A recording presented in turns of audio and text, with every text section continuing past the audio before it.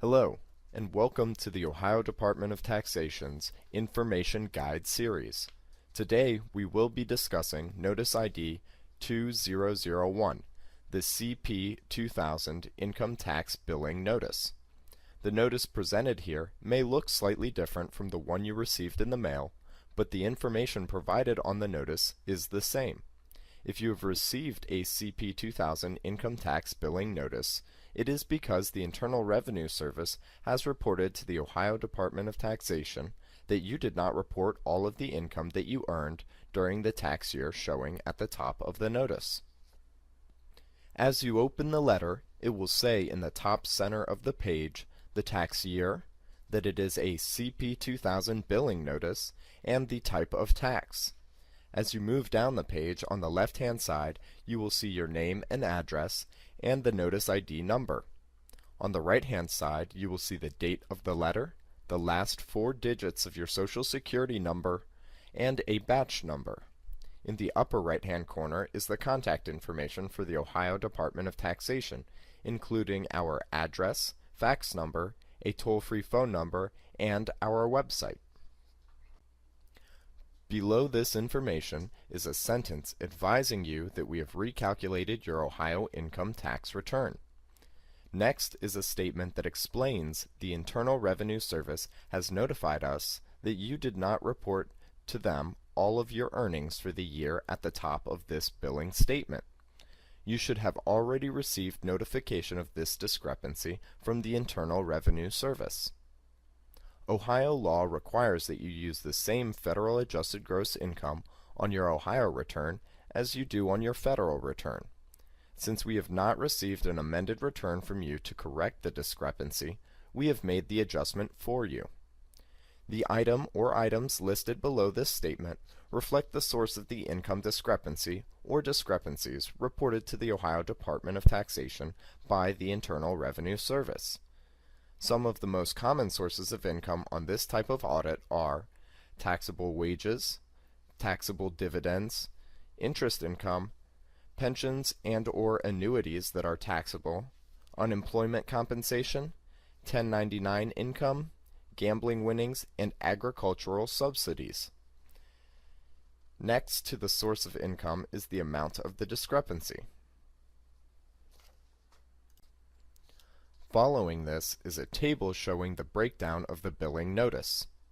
This includes the tax reported on the Ohio return, the revised tax due as calculated by the Ohio Department of Taxation, the increased tax owed, the interest on that tax amount, and the total amount that you owe. If you disagree with the information provided, you should contact the Internal Revenue Service at the number provided on your billing notice to request a tax account transcript. Once you receive the transcript, compare it to the information on your notice. If the information is different on the transcript than what we show above, send a copy of the transcript to the Ohio Department of Taxation at the address provided on the front of the notice. Remember to keep the original for your own records. The next section of the notice includes an area where you can write your phone number and email address in case the department has follow-up questions regarding the information you submit. Immediately below, you will see the date by which you are required to respond. Failing to respond within this time may lead to an assessment, which will include tax, interest, and penalty. At the bottom of the first page of the notice is a payment voucher. If you are sending a check or money order, please include this payment voucher. If you are going to make partial payments, you can make copies of the payment voucher and send in each partial payment with a copy of the voucher until you completely pay the bill or receive an assessment notice. If you do receive an assessment notice, it will include a new payment voucher for you to use, and you should discontinue using the voucher from this billing. Never use the wrong voucher, as the digits along the bottom are used to correctly post your payments. On the voucher, you will find your name and the last 4 digits of your Social Security number on the left-hand side. On the right-hand side, you will find the amount currently owed, the reporting period, and a place for you to write the payment date and the amount of payment you are submitting. On the left, again, we have the address of where to send your payment. If you make a partial payment, you will not receive a new payment voucher from us until you are assessed. Moving to the back page, there are detailed instructions on how to use official payments. Making a payment over the phone prompts you to select State Taxes, then asks for a jurisdiction code, which is 64464 for Ohio, and then follow the additional instructions for selecting the billing notice payments, notice ID 2001, and the tax year of the CP2000 income tax billing notice. Official Payments charges a 2.5% convenience fee of the payment amount you are submitting, or a $1 service charge, whichever is greater. Official Payments will provide a confirmation number, so have a pen and paper available.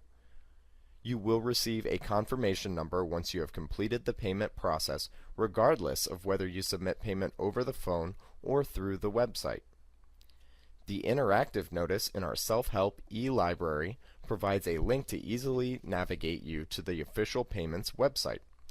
You may also make individual tax payments by credit card or electronic check by going to tax.ohio.gov and clicking on the Make a Payment option under the Filing and Payment Options heading. The next paragraph explains that the Ohio Department of Taxation is not authorized to set up a formal payment plan. We do encourage you to make partial payments and will apply those to the balance due.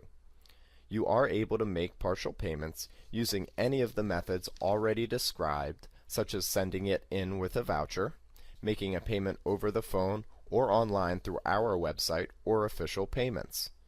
Partial payments, however, will not stop the billing process.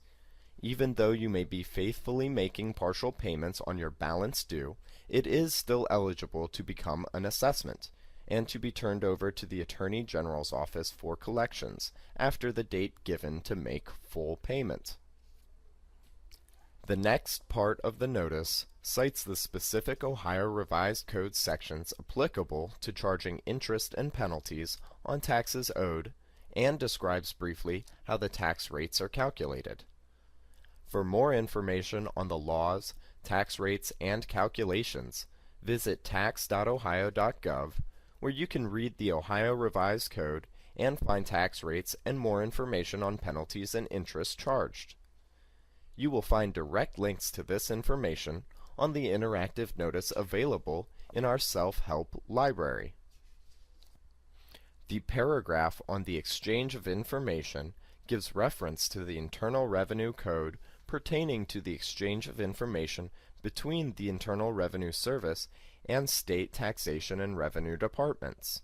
If you go to our interactive notice, we have a link that provides easy access to that reference. This concludes the CP2000 Income Tax Billing Notice Information Guide. Should you have any other questions, visit tax.ohio.gov or call us at 1-888-405-4091. Thank you.